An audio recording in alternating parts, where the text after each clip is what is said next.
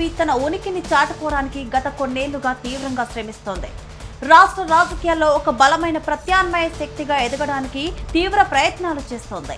అధికార కాంగ్రెస్ కు ప్రధాన పోటీదారుగా ఎదిగేందుకు విస్తృతంగా పోరాడుతోంది. ముఖ్యంగా జీహెచ్ఎంసీ పరిధిలో పట్టణ ప్రాంతాల్లో చాలా బలంగా ఉంది. అయితే 2025లో తెలంగాణ రాజకీయాలు కీలక మలుపులు తిరిగాయి. ముఖ్యంగా కాషాయ దళం గడిచిన 12 నెలల్లో అటు విజయాలను ఇటు అంతర్గత పోరును చవిచూస్తుంది.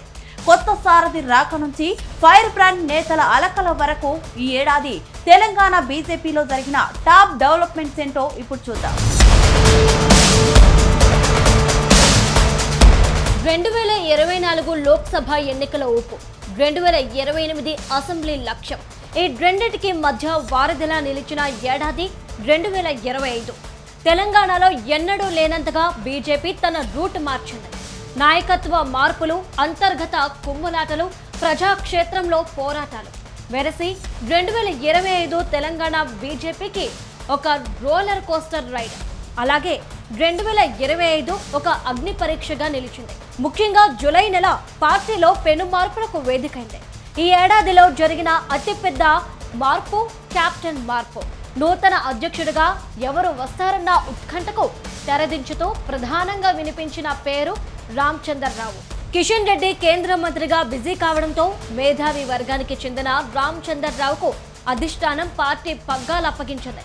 జూలైలో కేంద్ర మంత్రి కిషన్ రెడ్డి స్థానంలో అధ్యక్షుడి బాధ్యతలు తీసుకున్నారు.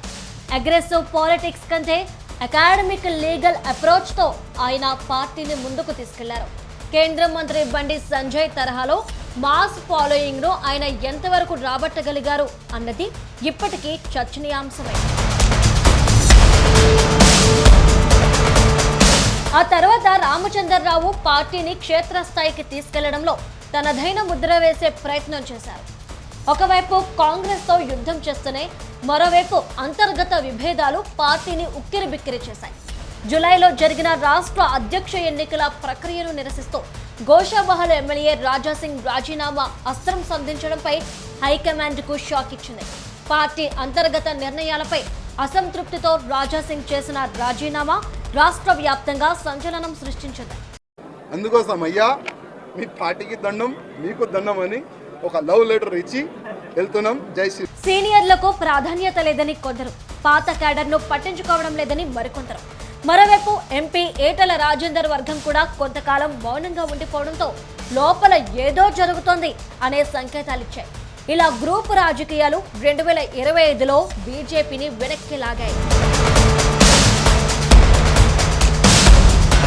అక్టోబర్లో రాజకీయ సెగలు పీక్స్ కు చేరాయి. ప్రతిపక్షంగా బీజేపీ తన బాధ్యతను గట్టిగానే చాటుకుంది. కాంగ్రెస్ ప్రభుత్వం ఇచ్చిన 6 గ్యారెంటీలు అమలు కావడం లేదంటూ బీజేపీ రోడ్డెక్కింది. రైతు భరోసా, రుణమాఫీ కాలేదని లక్షలాది మంది రైతులతో కలెక్టరేట్ ముట్టడి కార్యక్రమాలు నిర్వహించింది. నిరుద్యోగ గర్జన పేరుతో అశోక్ నగర్ లైబ్రరీ వద్ద రామచంద్రరావు అభ్యర్థులతో కలిసి ప్రభుత్వంపై ఒత్తిడి తెచ్చారు. మ్యాప్ వివాదంతో రాష్ట్ర సదస్సులో భారత్ మ్యాప్ను తప్పుగా చూపించిన అంశాన్ని జాతీయ స్థాయికి తీసుకెళ్లి రేవంత్ సర్కార్ను డిఫెన్స్ లో పడేశారు. కాంగ్రెస్ సర్కార్ రుణమాఫీ వైఫల్యాలపై జిల్లాల వారీగా భారీ బహిరంగ సభలు నిర్వహించారు. ప్రభుత్వ వ్యతిరేక పోరాటాల్లో దూకుడు పెంచారు. సమ్మిట్ మ్యాప్ వివాదంలో రేవంత్ ప్రభుత్వాన్ని ఇరకాటంలో పెట్టిన బీజేపీ హిందుత్వ ఎజెండాని మళ్లీ తెరపైకి తీసుకొచ్చింది. డిసెంబర్ 7న జరిగిన ప్రజల వంచనా దినంలో బీజేపీ కార్యకర్తలు, రైతులు భారీగా పాల్గొన్నారు. రుణమాఫీ కాని రైతుల డేటాను సేకరించారు. దాన్ని గవర్నర్ కార్యాలయానికి సమర్పించడం ద్వారా కాంగ్రెస్ ను డిఫెన్స్ లో పడేశారు. అంటే గవర్నమెంట్ సర్వెంట్ కానీ, గవర్నమెంట్ గతంలో మినిస్టర్ ఉన్నప్పుడు కానీ ఎవరైనా కానీ వాళ్ళ మీద చర్య తీసుకోవాలంటే గవర్నర్ పర్మిషన్ ఇవ్వాలి. ఆ గవర్నర్ పర్మిషన్ ఇప్పుడు వచ్చింది.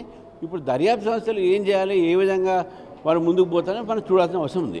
2025 ముగుస్తున్న వేళ బీజేపీకి ఉన్న ఆప్షన్ ఆపరేషన్ 2028. కాంగ్రెస్ వైఫల్యాలే తమకు పెట్టుబడి అని ఆ పార్టీ నమ్ముతోంది.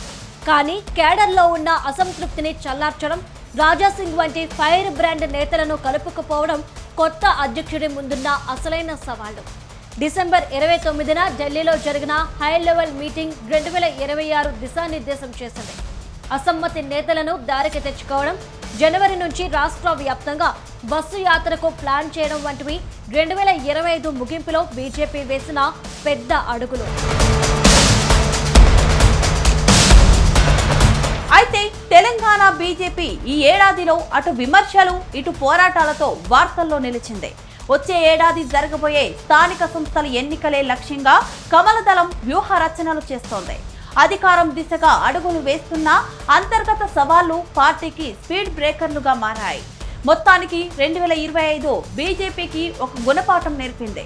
అదేంటంటే కేవలం మోదీ చరిష్మా మాత్రమే సరిపోదు, క్షేత్రస్థాయిలో ఐక్యత ఉంటేనే తెలంగాణ కోటను బద్దలు కొట్టగలమనే సత్యాన్ని చాటి చెప్పింది. మరి ఈ గందరగోళం నుంచి గెలుపు తీరానికి బీజేపీ చేరుతుందా? రామచంద్రరావు సారథ్యంలో 2026లో బలం పుంజుకుంటుందా అనేది వేచి చూడాలి.